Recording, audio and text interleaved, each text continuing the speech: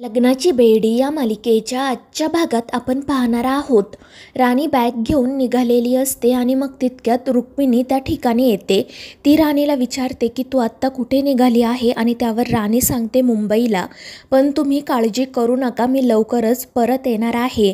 त्यावर रुक्मिणी विचारते पण मुंबईला असं अचानक काय काम निघालं आणि त्यावर राणी सांगते की मम्माची तब्येत खूप बिघडली आहे आणि डॅडसुद्धा घरी नाही आहेत, त्यामुळे तिची काळजी घेण्यासाठी मला जावं लागेल. आणि त्यावर रुक्मिणी म्हणते ठीक आहे. तर ऋतुजा हळूच ऋतुराजला म्हणत असते की खोटं बोलतीये ही. त्यावर ऋतुराज म्हणतो की आपल्याला काय करायचं आहे, जाते तर जाऊ दे ना. तर ऋतुजा म्हणते पण ही गेल्यानंतर घरातील सगळी कामं माझ्या सुनेला करावी लागतील. आधीच रिषभमुळे ती बिचारी एकटी पडली आहे.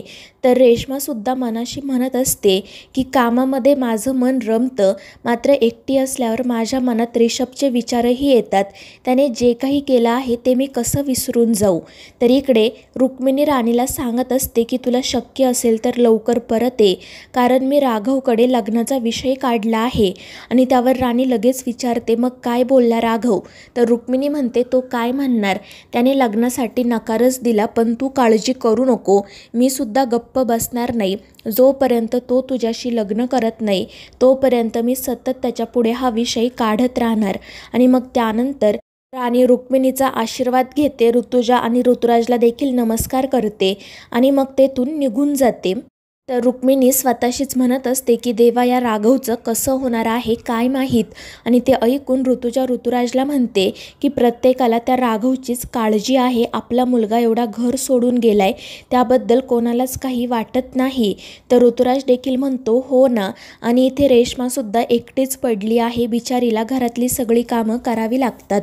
तर ऋतुजा म्हणते पण तिने जर रिषभला माफ केलं तर तिचा तो एकटेपणासुद्धा संपेल ना, तिला माफ करायला काय होतंय. आणि ते ऐकून रेश्मा मनाशी म्हणते की जी चूक रिषभने केली तीच जर मी केली असती तर या लोकांनी मला खरंच एवढ्या सहजासहजी माफ केलं असतं का. आणि मग तितक्यात रिषभ त्या ठिकाणी येतो. त्याला बघून रुक्मिणी आणि ऋतुजाला खूप आनंद होतो. आणि मग रिषभ रुक्मिणीला सांगतो की राघव दादा कृष्णाला घेऊन घरी येत आहे. त्यावर रुक्मिणी विचारते कोण कृष्णा. आणि मग रिषभ त्या सगळ्यांना कृष्णा कोण आहे हे सांगू लागतो. आणि ते सगळं काही ऐकून घरच्यांना मोठा धक्काच बसतो.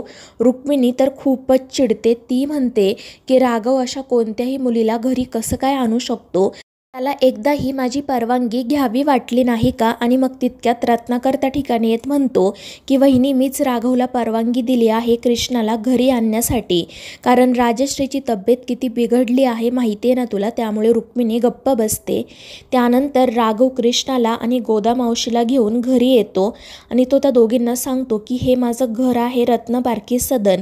आणि रत्नपारखी सदन बघून कृष्णा तर खूपच खुश होते. गोदा मावशीसुद्धा सगळीकडे बघतच राहते.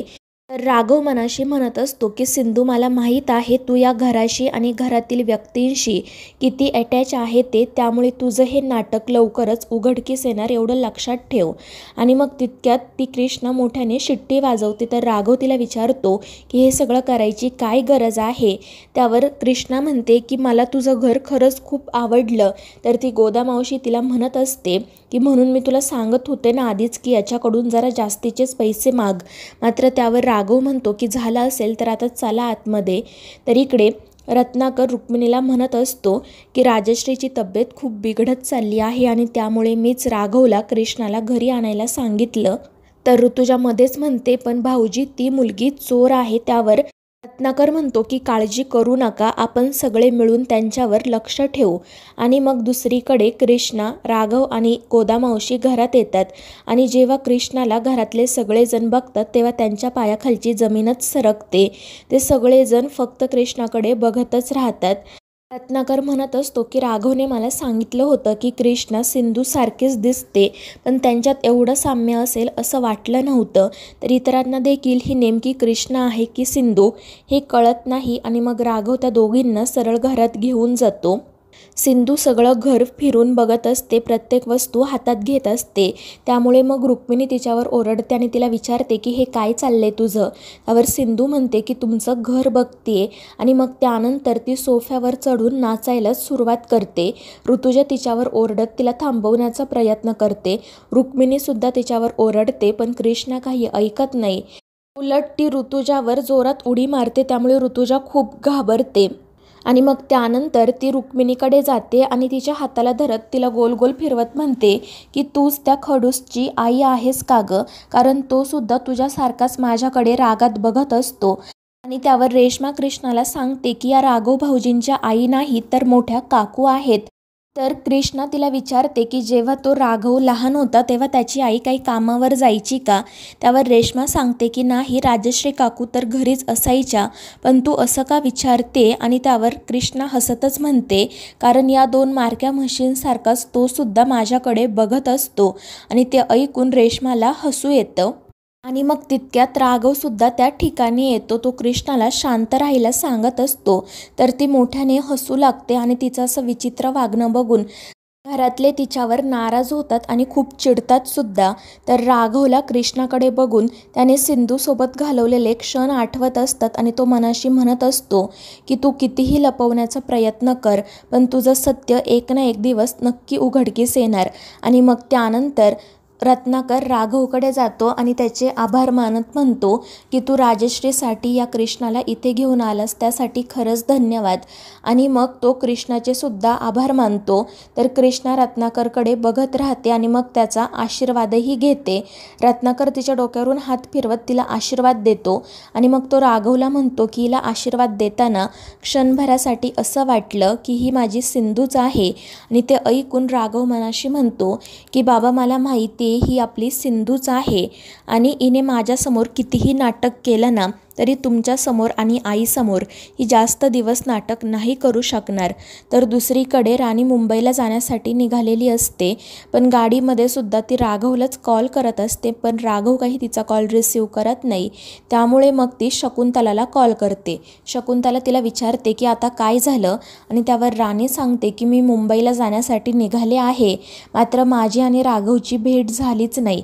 आणि माहीत नाही का, पण मला सतत असं वाटतं की तो माझ्यापासून काहीतरी लपवत आहे, नक्कीच काहीतरी प्रॉब्लेम झाला आहे. आणि त्यावर शकुंतला म्हणते की मैनाताई, तुमच्या घरच्यांना तुमच्यावर संशय आला नाहीये, मात्र तुम्ही जर असंच वागत राहिलात ना तर त्यांना नक्की तुमच्यावर संशय येईल, एवढं लक्षात ठेवा. आणि ते ऐकून राणीसुद्धा घाबरते. तर शकुंतला तिला सांगते की माझ्या असं कानावर आलंय की आमदारीणबाईंना पुन्हा तुम्हाला सून करून घ्यायचं आहे. आणि जर खरंच असं असेल तर मग तुम्ही घरी जा, मुंबईला जायची काही गरज नाही. आता तिथे तुम्ही जाणं गरजेचं आहे. मात्र राणी म्हणते की माझ्या मम्माची तब्येत खूप बिघडली आहे, त्यामुळे मला जावंच लागेल. पण शकुंतला तिला सांगते की मला तर असं वाटतं की तुम्ही परत माघारी फिरावं, मुंबईला नाही जावं. मात्र राणी म्हणते की मी लवकरात लवकर परत येण्याचा प्रयत्न करेल, पण आत्ता मला जावंच लागेल. आणि त्यामुळे शकुंतला म्हणते ठीक आहे, तुम्हाला जे योग्य वाटेल ते करा, पण परत आम्ही सांगितलं नाही म्हणून रडत बसू नका. आणि ती फोन ठेवून देते. तर राणी मुंबईला जाण्यासाठी निघते. तर दुसरीकडे कृष्णा रत्नाकरला म्हणत असते की सॉरी अंकल, मी तुम्हाला इमोशनल केलं, पण तुमच्याकडे बघून मला माझ्या डॅडाची आठवण आली, ते सुद्धा तुमच्यासारखेच होते. त्याचवेळी रुक्मिणी राघवला विचारते की तू हा नमुना कुठून घेऊन आला आहेस रे. आणि रुक्मिणीचं असं बोलणं ऐकून कृष्णा तर खूप चिडते. ती म्हणते की काय म्हणालीस तू मला, मी नमुना काय, आणि मग तू कोण आहे, स्वर्गातून उतरलेली अप्सरा का.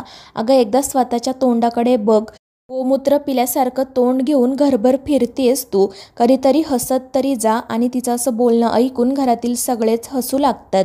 आणि मग त्यानंतर ऋतुजा म्हणते की वहिनी, ती सिंधू आगाऊ होती, पण ही अति आगाऊ आहे. आणि त्यावर कृष्णा म्हणते की माझ्याशी नीट बोलायचं, ती सिंधू असेल गरीब बिचारी गाय, पण मी तशी नाहीये. आणि ती ऋतुजाला सुद्धा मारकी म्हैस म्हणते. त्यामुळे ऋतुजा रागातच तिच्याकडे बघत असते. पण राघव कृष्णाला गप्प बसायला सांगतो. आणि मग त्यानंतर रेश्मा औक्षणाचं ताट घेऊन येते. राघव तिला विचारतो की हे कशासाठी. त्यावर रेश्मा म्हणते की राजश्री काकूंनीच सांगितलं होतं की जेव्हा सिंधू म्हणजे ही येईल तेव्हा तिचं औक्षण करायचं. पण राघव म्हणतो की त्याची काही गरज नाही आहे. त्यावर रेश्मा विचारते की काकूंनी विचारल्यावर काय सांगू. आणि त्यावर राघव म्हणतो की तू काही बोलू नको, मी सांगतो आईला. आणि मग त्यानंतर तो घरातल्यांना सांगतो की ही सिंधू नाही आहे तर कृष्णा आहे, त्यामुळे उगाच तिच्याशी जास्त नातं वाढवण्याची गरज नाही आहे.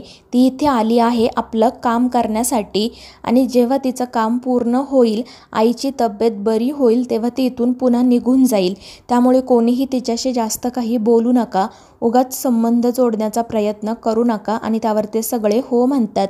पण कृष्णा मध्येच म्हणते की जसा तुला वेळ लागला मला समजून घ्यायला, तसा त्यांनासुद्धा त्यांचा वेळ घेऊ दे, तू उगाच मध्ये मध्ये करू नको.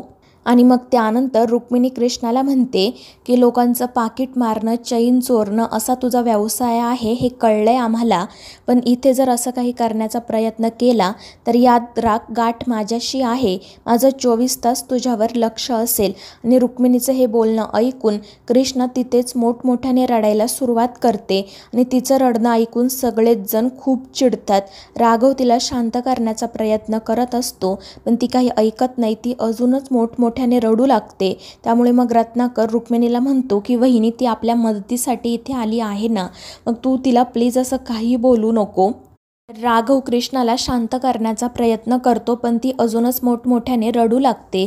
त्यामुळे रिषभ म्हणतो की दादा प्लीज काहीतरी कर, हिच्या रडण्याने कानाचे पडदे फाटतील. आणि त्यामुळे राघव तिला शांतपणे समजावतो की यापुढे तुला घरात कोणीही काही बोलणार नाही, तू सगळ्यांशी चांगलं वाग म्हणजे ते सुद्धा तुझ्याशी चांगलंच वागतील. आणि त्यावर कृष्णा रडतच हो म्हणते. आणि मग त्यानंतर राघव तिला सांगतो की आता चल, तुझ्यासाठी आणि तुझ्या मावशीसाठी एक रूम आहे, तिथे तुमचं सामान ठेवा, फ्रेश व्हा. आणि मग त्यानंतर कृष्णा आणि मावशी लगेच त्या रूमकडे जाण्यासाठी निघतात. त्या दोघीजणी खूपच खुश असतात. तर राघव मनाशी म्हणत असतो की सिंधू तू कितीही प्रयत्न कर, कृष्णा सिंधूपेक्षा किती वेगळी आहे हे दाखवण्याचा, पण माझी खात्री आहे तुझं हे नाटक जास्त दिवस टिकणार नाही, ते लवकरच उघडकीस येईल.